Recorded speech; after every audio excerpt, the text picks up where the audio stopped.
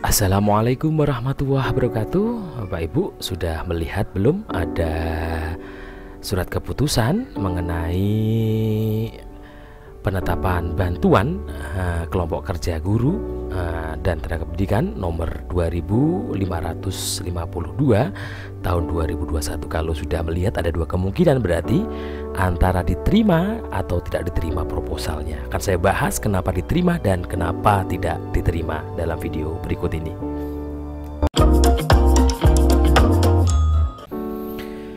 Baiklah Bapak Ibu, akan saya bahas secara tuntas mengenai keputusan pejabat pembuat komitmen Direktorat Guru dan Tenaga Kependidikan nomor 2552 tahun 2021. Bisa kita telaah bahwa lampiran yang terdaftar di sini ada berbagai macam pokja kelompok kerja dari KKG, MGMP, KKM, Pokjawas seluruh Indonesia yang mendapatkannya bervariasi.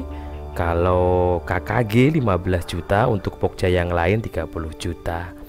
Kalau kita lihat di sini dari semua kelompok kerja Pokja yang telah disetujui untuk mendapatkan dana itu berjumlah kurang lebih, ini bisa Bapak Ibu lihat ada 2.712.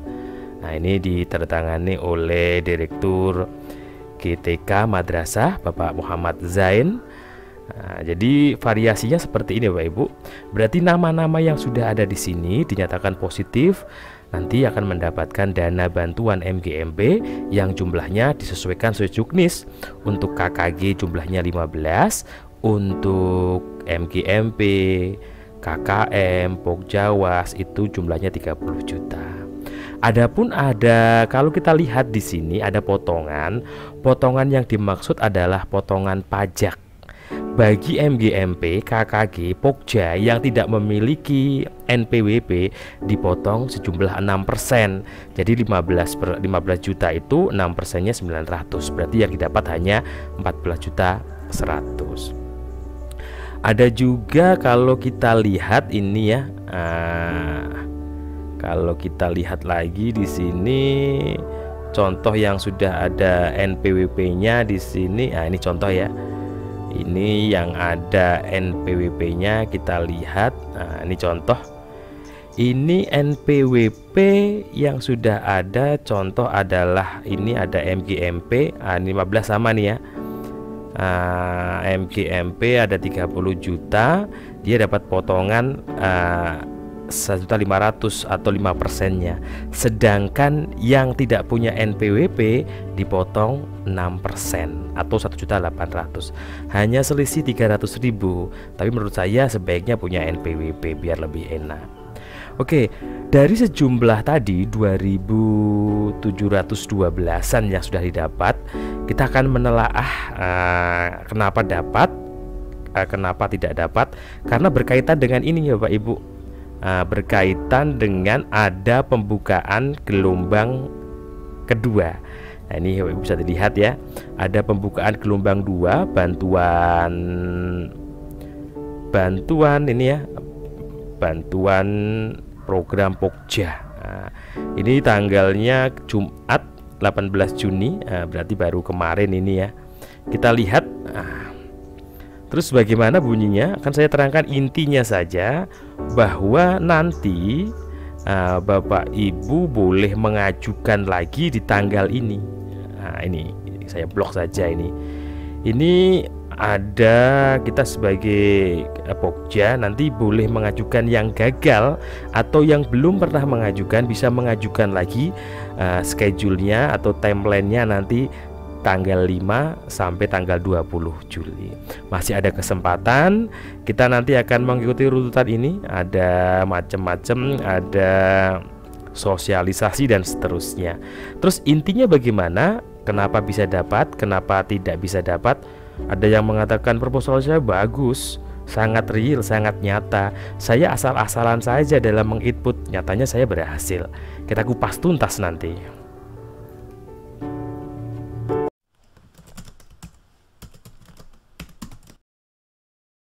Baiklah Bapak Ibu, kita akan membahas bagaimana kesalahan dalam input proposal. Ini hasil riset kami, beberapa juga dari wawancara teman yang tidak lolos dan teman yang sudah lolos dalam pengajuan bantuan Pokja. Yang pertama adalah tanggal pelaksanaan proposal. Jadi pada saat menginput tanggal pelaksanaan proposal itu tidak sesuai, tidak Juli sampai dengan Oktober tahun 2021. Bisa kita lihat di Pokja ya. Kita akan melihatnya di Pokja. Di tanggal pelaksananya tuh di sini, yaitu tanggal 1 Juli sampai dengan 31 Oktober itu yang benar. Jadi dalam input harus sesuai, yaitu dimulai dari Juli sampai dengan Oktober. Kemudian yang kedua yaitu tidak mengisi RAP. Jadi ada sebagian Pokja itu yang tidak mengisi RAP. Jadi kalau kita lihat di aplikasi, kita lihatkan di sini ya. Sudah mengisi program, dasar pemikiran, output, tanggal mulai sudah diisi, tanggal selesai juga diisi. Nah, kita lihat di sini. Kadangkala Bapak Ibu itu tidak menginput ini. Ini.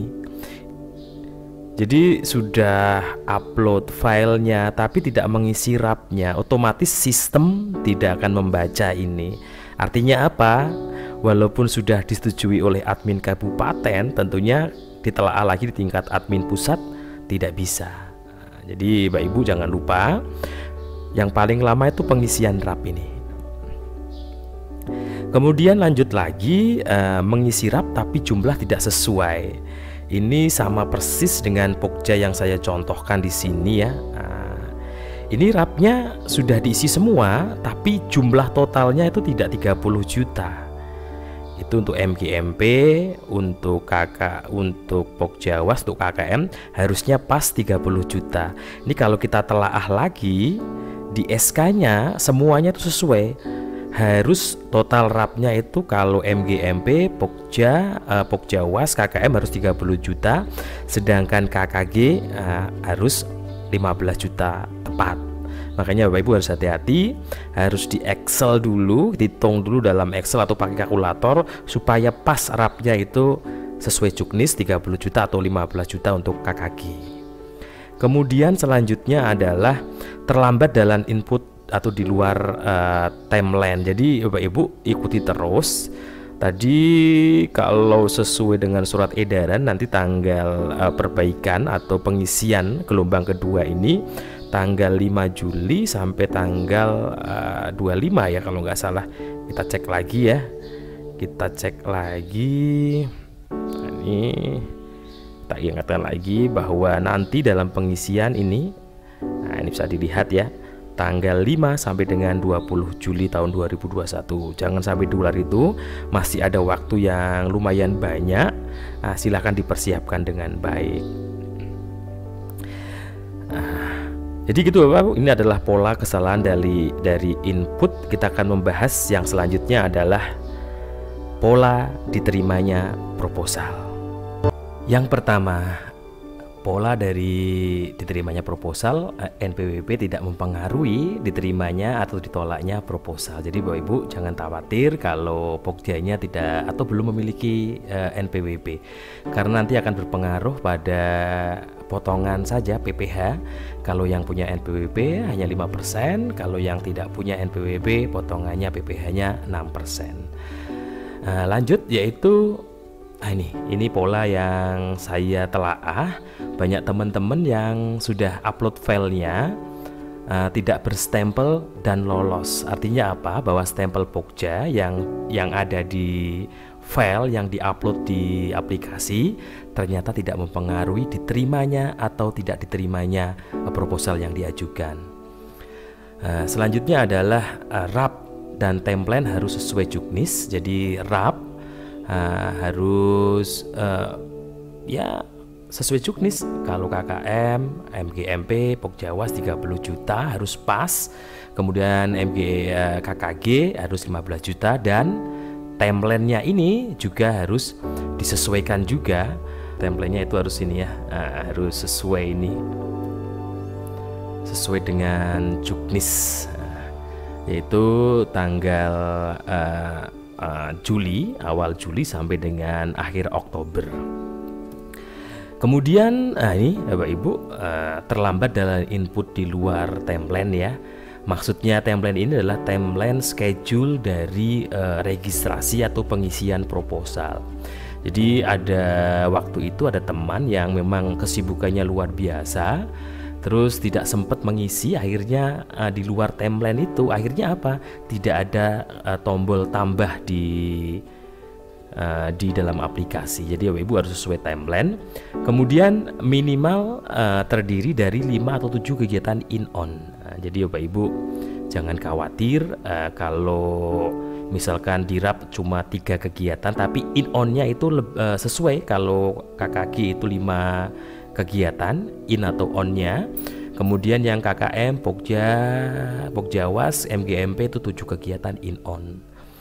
Kemudian ini yang paling penting banget itu adalah diterimanya admin kabupaten dan di-approve oleh admin pusat. Jadi Bapak Ibu jangan senang dulu kalau sudah sudah dinyatakan diterima kabupaten, belum tentu Bapak Ibu mendapatkan program bantuan ini, karena nanti admin pusat akan melihat input. Yang dimaksud input itu adalah input dari aplikasi tersebut, dari terutama RAP-nya ini. Jadi yang paling menentukan admin pusat nanti, jadi admin kabupaten cuma menerima, kemudian yang admin pusat nanti yang menyatakan proposal Bapak Ibu nanti masuk di surat keputusan tidak. Begitu Bapak Ibu. Jika ada masukan-masukan yang lain, Bapak Ibu silahkan komentar di kolom komentar supaya kita bisa berdiskusi bareng. Mohon maaf jika ada kesalahan dalam menjelaskan atau menganalisis dari pola diterimanya proposal dan kesalahan input dari program bantuan Pokja.